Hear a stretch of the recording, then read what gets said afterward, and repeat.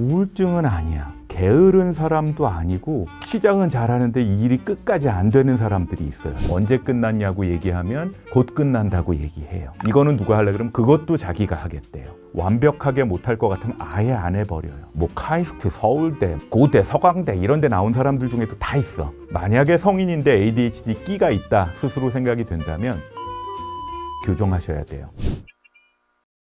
안녕하세요, 한창수입니다. 마음정비소를 운영하고 있고요. 고려대학교 병원에서 정신과 교수 일을 하면서 마음에 대한 정비를 하고 관련된 책을 읽고 쓰고 가르치는 일을 하고 있습니다. 여러분들 만나 뵙게 돼서 반갑습니다. 교수님, ADHD는 흔히 아동기에 겪는 문제라고 생각했는데 최근 성인 ADHD로 병원을 찾는 분들이 급증하고 있다고 들었습니다. 어릴 때 몰랐다가 성인이 되어서야 ADHD를 발견하는 이유는 무엇일까요? 저는 아이들을 주로 보는 소아청소년 전문 정신과 의사는 아니고 오히려 성인과 노인들을 주로 보는 사람인데 요새 오는 성인들 중에도 ADHD 진단을 받고서 오는 경우들이 꽤 있더라고요. 그래서 이제 주변에 소아청소년 전문으로 하시는 분들 중에 성인 ADHD를 급증된 환자들을 보는 선생님들이 굉장히 많아졌어요. 그래서 그분들한테 이제 대화를 나눠봤더니 이유가 몇 개 있더라고요. 요새 급증하는 이유 첫 번째는요. 일단 진단 기준이 좀 변화했어요. 과거에는 아이들만 앓는 신경정신 질환이라고 봤었는데 신경과학이라는 게 발전하다 보니까 이거는 마음의 문제, 심리적인 문제가 아니라 두뇌가 가지고 있는 집중력, 그리고 실행력, 고위 인지기능이라고 얘기하는데 전두엽의 기능이죠. 여기서 생기는 만성적인 문제, 즉 신경정신과적인 문제라는 사실이 발견이 됐어요. 그 얘기는 뭐냐면 아이 때 끝나는 문제가 아니라 성인이 돼서도 지속될 수 있다는 얘기죠. 그리고 이제 어른이 돼서 보면 우울증은 아니야. 게으른 사람도 아니고 원래 성질이 이상한 사람은 아닌데 주변에 보면 시작은 잘하는데 이 일이 끝까지 안 되는 사람들이 있어요. 사람은 괜찮아. 그리고 잘 지내다가도 뭔가 좀 난관에 부딪히면 감정 컨트롤이 안 되고 쉽게 요동치는, 그렇다고 분노 조절 장애는 아니고 이런 사람들이 있어요. 그리고 애는 착한데 그냥 늘어져 있고 게을러 보이는 사람들이 있었는데 PD님 주변에도 있었을 거예요. 그거는 뭐 카이스트, 서울대, 고대, 서강대 이런 데 나온 사람들 중에도 다 있어. 근데 이 사람들 중에 상당수가 이 진단에 해당되더라라는 것들이 발견됐어요. 그래서 진단 기준에 이분들을 이제 포함시킨 거고, 두 번째가 사회 환경이 변화했습니다. 예전에는요, 딴 생각도 하고 멍 때리는 시간이 많아도 고3 때만 공부하면 대학 갔어요. 제 친구들도 많이 그랬거든요.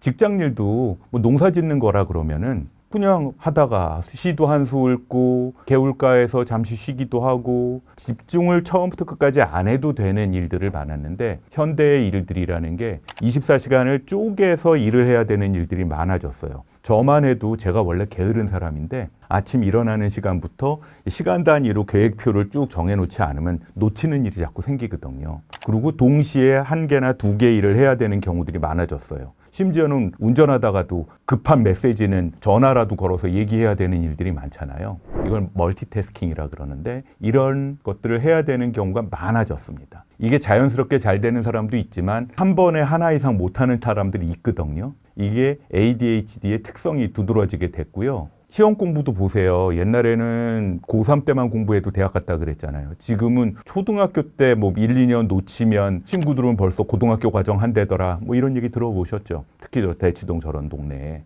입시도 초기에 잠깐 놓치면 따라가기 힘들어졌어요. 처음부터 끝까지 집중을 해야 돼요. 예전처럼 놀다가 늦깎이로 성공할 수 있는 여유가 없어졌다는 게 사회적인 변화, 두 번째 이유고요. 세 번째 이유는 치료약물이 개발됐어요. 집중력 그리고 산만함을 조절해주는 약이 개발이 됐는데 이걸 어디서 개발했냐 하면 글로벌 대형 제약사에서 개발을 한 거예요. 그 이전에는 산만하다는 건 병의 대상이라든지 뭐 약물 판매의 대상이 아니었어요. 그리고 업무에 느리다는 것도 무슨 치료의 대상은 아니었어요. 그냥 걔 일 좀 덜 시키거나 안 시키면 되지. 산만한 거는 그냥 애 원래 좀 그래 라는 거였는데 그걸 치료할 수 있게 된 거예요. 즉 마케팅의 대상이 된 거죠. 그러다 보니 ADHD를 적극적으로 발견해내고 적극적으로 치료를 하는 게 현대인의 미덕처럼 된 겁니다. 요새 많아지고 있는 디지털 치료제라는 거 있죠. 디지털 세라피틱스라고 얘기하는 것들도 미국에서 가장 먼저 FDA에 승인을 신청한 것들이 ADHD를 대상으로 한 집중력 강화 훈련, 그리고 알코올 중독 같은 중독 정신질환을 대상으로 한 것들이 먼저 시작이 됐어요. 정리해서 말씀드리면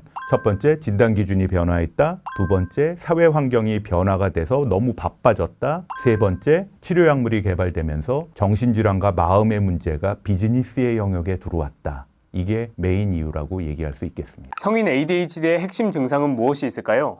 ADHD라고 진단을 내리는 거를 말을 풀었으면 주의력이 좀 산만하고 행동이 좀 과다하다라는 뜻을 가지고 있어요. 핵심 증상은 세 가지입니다. 주의력이 결핍되고 행동이 과다하고 충동적이 된다라는 뜻입니다. 그래서 아이들 같은 경우는 굉장히 산만한 데다가 교실을 앞에서 뒤까지 왔다 갔다 하면서 수업을 듣는다는 아이들 들으신 적이 있을 거예요. 선생님이 뭐라 그러면 충동적으로 물건 던지고 화내고. 근데 이제 성인에서는 양상이 조금 다르게 나타나요. 왜냐하면 아이들 때는 충동 조절이 안 되기도 하지만 사회와 학습이 덜 돼 있기 때문에 그대로 표현을 하는데, 성인들은 이제 알죠. 산만하고 충동이 올라와도 내가 아무 데서나 승질 부리면 안 되는구나 라는 걸 알기 때문에 양상이 어떻게 나타나냐 하면, 주의력 결핍형의 경우는 일단 산만해요. 집중이 어려워요. 근데 밖에선 몰라. 나만 알아요. 근데 밖에서 뭘로 하냐 하면 손을 들고 하겠다고 해서 일을 맡겨는 놨는데 끝이 안 나요. 언제 끝났냐고 얘기하면 곧 끝난다고 얘기해요. 이거는 누가 하려고 그러면 그것도 자기가 하겠대요. 사소한 자극에 굉장히 쉽게 흔들리는 거죠. 그리고 금방 재미없어 해. 두 번째, 과잉 행동형은요, 이 사람들이 굉장히 말이 많아요. 왜냐하면 머릿속에 떠오르는 생각들이 막 영화처럼 펼쳐지는데 라디오 방송하듯이 자꾸 얘기를 해야 속이 시원한 거예요. 참을성이 적기 때문에 그래요. 그러니까 이분들은 친구들한테 무슨 말을 듣냐 하면 생각 좀 하고 움직여라 라는 얘기를 듣죠. 생각보다 먼저 행동을 하는 성향이 있습니다. 과잉 행동을 보이고 충동적이라는 얘기죠. 세 번째가 성인에서 주로 많은 형태인데 조용한 ADHD가 있어요. 이분들은요, 겉으로는 굉장히 차분해요. 아침 일찍 학교 와서 강의도 열심히 잘 듣는 것 같고 도서관에서 늦은 시간까지 앉아 있다가 집에 가요. 근데 그런 친구들 있죠. 야, 걔는 수업도 잘 듣고 공부도 열심히 하는데 왜 학점은 왜 그 모양이냐 하는 친구들이 있어요. 이 친구들의 머릿속은 늘 복잡해요. 여러 가지 생각들이 들어왔다 나가고 잡념이 무지 많습니다. 그 친구들 집에 가면 정리정돈이 잘 안 돼 있어요. 물론 MZ세대를 비롯한 젊은 그리고 어린 친구들의 특성 자체가 집안이 엉망이고 폭탄 맞은 것처럼 돼 있는 게 특성이긴 하지만 유달리 정리정돈이 안 돼 있습니다. 성인은 주의력 결핍형, 과잉 행동, 충동형, 조용한 ADHD, 소아나 청소년에서 나타나는 형태하고는 다르게 나타난다는 겁니다. 그래서 어떤 게 문제냐, 그리고 당사자는 뭐가 어렵냐라고 얘기를 하면 막 하고 싶은데 잘 안 돼요. 많이 불안해요. 왜냐? 딱 스케줄 맞춰서 계획을 짜서 진행을 해야 되는데 그게 잘 안 돼요. 근데 또 이런 분들이 완벽주의예요. 완벽하게 못할 것 같으면 아예 안 해버려요.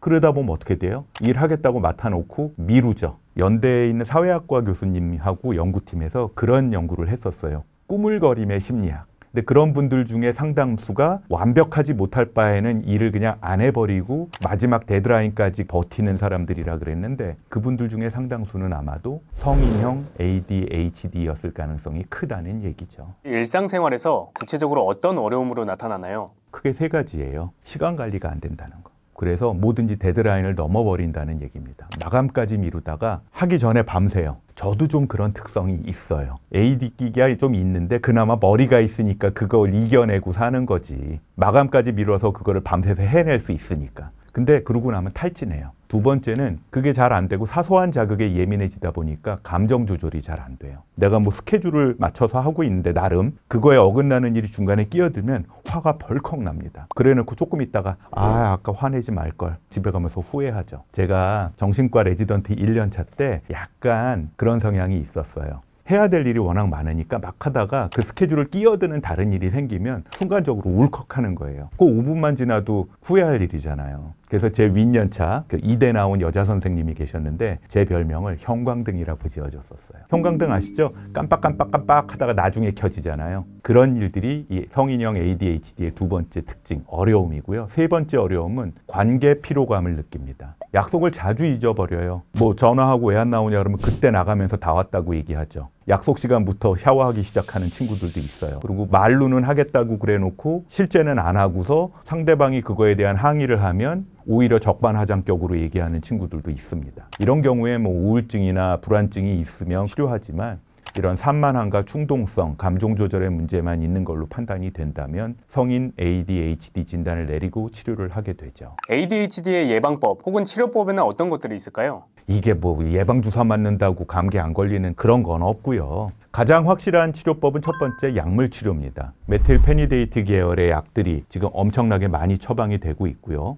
그리고 전두엽이라고 얘기하는 집중회로를 안정시키고 실행시켜주는 약들이 개발이 돼 있습니다. 소아들이나 성인에서 모두 효과가 확인된 거기 때문에 증상이 심하고 지금 당장 뭔가를 해야 되면 약물 치료를 하는 게 가장 확실한 방법인데 무작정 약 먹을 순 없잖아요. 나 혼자 할 수 있는 방법들이 있죠. 보통 인지행동 치료라고 많이 들어보셨을 거예요. 감정 조절과 행동을 조절하기 위해서 마음을 컨트롤하고 생각의 방식 자체를 바꾸는 게 인지행동 치료인데 첫 번째 시간 관리 연습입니다. 우리 초등학교 때 동그란 거에다가 시간표 그려놓고 그대로 산 적은 없죠. 근데 인지행동 치료를 하게 되면 실제 시간표를 그리는 연습을 하고 그거대로 사는 연습을 하게 됩니다. 그리고 계획을 세우되 우리는 모든 계획을 다 할 수 없다는 거 알고 있잖아요. 뭐가 중요한지를 순서를 세워서 중요한 거부터 해야 된다는 걸 알고 있는데 그 연습을 실제로 시켜드립니다. 그리고 그 와중에 생기는 울컥울컥하는 또는 무기력해지고 자책감에 빠지는 감정을 조절하는 인지행동 치료를 하게 되고요. 작업을 쪼개는 훈련도 합니다. 가장 많은 연구들에서 보고된 게 성인 ADHD는 약물 치료 플러스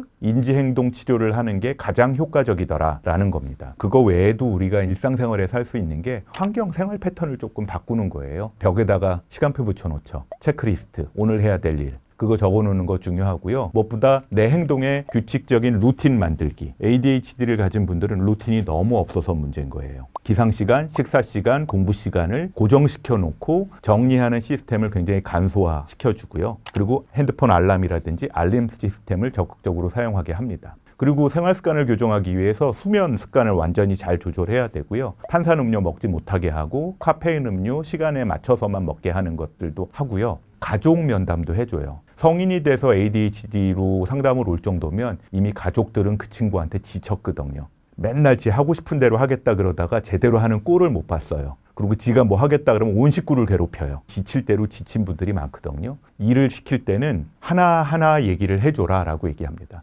자, 엄마 아빠 올 때까지 집안 정리 좀 해놔가 아니라 자, 엄마 아빠 올 때까지 설거지 해놓고 그릇들 뒤집어 놓고 청소는 안방은 이불만 정리해 두고 거실은 소파들 제자리에 놓고 신문 정리만 해놓으세요 라고 구체적으로 지시를 해놓는 게 좋고요. 더 좋은 지시는 하나 끝나면 그 다음 거 지시하는 게 가장 좋습니다. 직장에도 그런 분들이 있어요. 저 사람 게으른 사람 아니야? 아니면 일하기 싫은 거 아니야? ADHD일 수 있거든요. 그런 분들한테도 심플하게 하나씩 지시를 하는 게 도움이 됩니다. 그리고 ADHD 끼가 있다 그러면 수능 볼 때 진단서 받아서 시험을 보는 친구들이 시각장애가 있거나 이런 것처럼 이것도 대상이 돼요. 시간을 조금 더 길게 본다든지 조용한 공간을 마련해 주는 게 도움이 되고요. 요새 유행하는 디지털 치료제들 어플리케이션으로 많이 하는데 많은 연구들이 이루어지고 있습니다. 예방을 하기 위해서 가장 중요한 것들은요. 스트레스 관리를 해야 돼요. 뇌 문제는 전두엽이라 그랬잖아요. 시험 공부할 때 어떤 사람은 평온해야 시험 공부 잘 되는 사람이 있고 긴장하고 화가 약간 나야 공부 잘 된다는 사람들 있죠. 그게 뭐냐면 전두엽이 적당하게 긴장됐을 때 공부가 잘 된다는 얘기거든요. 두 번째, 수면 부족하지 않도록 잠을 적정한 시간 자면 되고요.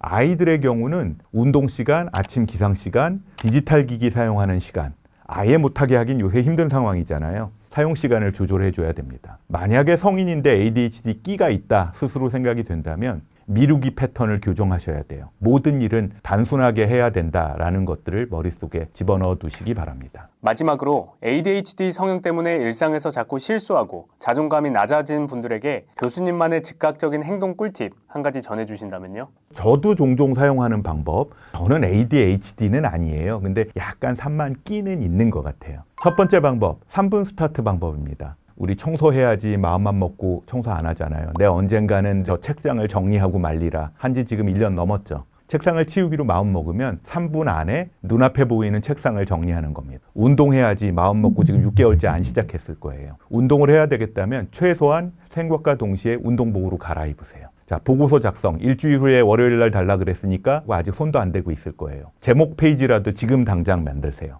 요점은 뭐냐 하면 3분 내에 시작하라는 얘기입니다. 저는 아침마다 일어나서 글들을 쓰는데 놀랍게도 제목만 쓰는 작업만 시작하면 그 다음 아이디어들이 막 생겨요. 중요한 건 완성하는 게 아니라요. 시작하는 행동, 이때는 이 사람이 시작한다라는 걸 뇌가 습관으로 받아들이게 만드는 거고요. 두 번째, 산만한 사람들의 특징이 머릿속으로 계산 못해요. 그래서 수학시험 공부할 때도 심지어는 도형 문제가 아닌데도 도형을 그려서 푼다는 사람들이 있어요. 와, 그러면 야, 너 머리 좋다 그러는데 제가 보기엔 산만하다는 얘기예요. 시각화를 해서 자극을 더 줘야 전두엽이 활성화된다 얘기거든요. ADHD는 작업 기억이 아주 쉽게 피곤해지기 때문에 그림을 그려서 전두엽을 조금 더 자극해 주는 거 굉장히 중요합니다. 포스트잇에다가 할 일을 쓰세요. 그림으로 그리는 것도 좋습니다. 퇴근하거나 아침에 나갈 때는 정해진 그릇 안에다가 핸드폰, 지갑, 열쇠 이런 것들을 다 집어넣었다가 아침엔 그것만 들고 나가면 돼요. 솔직히 말씀드리는데 제가 오늘 아침에도 지하실까지 내려갔다가 다시 올라갔어요. 왜? 스마트폰 두고 와서. 한 일주일에 한 번은 그러는 것 같아요. 일정한 공간에 안 놓고 어쩌다가 화장실에 놨다거나 아니면 화장대 위에 놓는 날 꼭 그래요. 일정한 공간에 놓는 습관 두시고요. 계획이 있을 건데 그것도 말로 쓴 다음에 그 옆에다 그림 하나 그려놓으세요. 별표, 화살표 훨씬 머릿속에 잘 남을 겁니다. 세 번째, 이건 제가 잘 쓰는 방법이에요. 운동을 할 때라든지 공부할 때 잘 쓰는 방법인데 입으로 말하세요. 입으로 말하는 순간 작업 기억이 약간 꺼질라 그럴 때 거길 다시 켜지게 만들어줍니다. 주의 시스템을 활성화시키고 행동 회로를 켜주는 거예요. 난 지금부터 샤워할 거야. 나 지금부터 1시간 동안 영어 공부할 거야. 집중력이 흔들릴 때는 내가 집중력이 흔들렸구나. 다시 긴장을 풀자. 남들이 듣는 너 왜 쭝얼거리냐 이런 얘기 들을 수 있는 상황들이 있을 거 아닙니까? 그럴 때는 입모양으로만 해도. 네 번째 요령은요. 글 쓴다고 1시간 앉아있다가 안 써질 때 있거든요. 실패다. 역시 나는 작가가 아닌가 보다. 그게 아니고 오늘 안 된 거예요. 내일은 또 잘 될 수가 있거든요. 좌절감에 빠지면 화가 나거나 누군가한테 신경질을 낼 거거든요. 그 좌절을 상쇄시키는 자기만의 의식을 하나 만드시기 바랍니다. 하던 행동을 멈추고 숨 한 번 쉬고 물 한 잔 마시기. 이건 제가 하는 실패 후 의식입니다. 이렇게 물을 마시는 행위는요. 내가 하던 거 집중 거에서 좀 빠져나와서 감정을 한번 리셋해 주고요. 뇌를 한번 쉬게 만들어 주고 다시 시작할 수 있는 여지를 주는 거니까 한번 꼭 시도해 보시기 바랍니다.